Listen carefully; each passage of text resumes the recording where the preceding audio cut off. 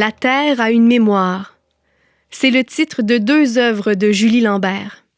La première est le court-métrage qui marquait l'entrée de l'artiste dans l'univers de la vidéo.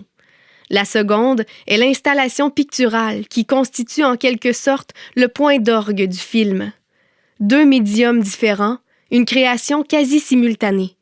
Le projet « La Terre a une mémoire » constitue véritablement un nouveau départ dans le parcours de cet artiste par son ampleur et ses échos.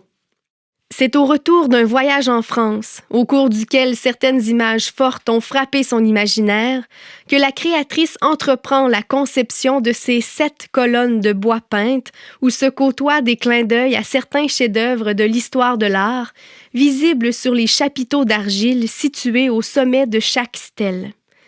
Dans une forme d'hommage au caractère grandiose de l'architecture, Julie Lambert entremêle les époques et les symboles, allant de la Vénus de Willendorf à la victoire de Samothrace, en passant par les champs de coquelicots, les châteaux de la Loire, les monokinis de la Côte d'Azur et le mont Saint-Michel jusqu'aux formes épurées d'Henry Moore.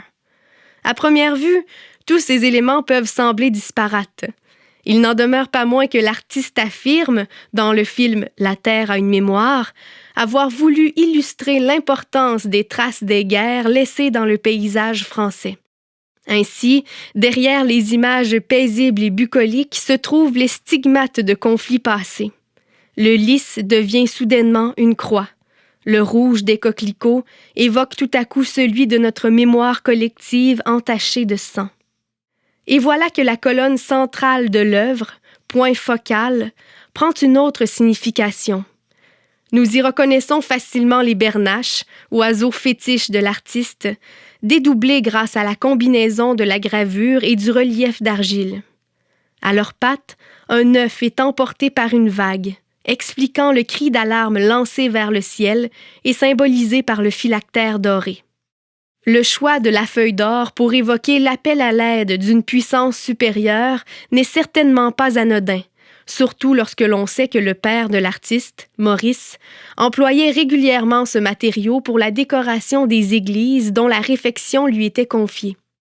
La créatrice, fière de pouvoir réutiliser des techniques transmises par son père, semble par la même occasion s'interroger sur l'avenir des générations futures.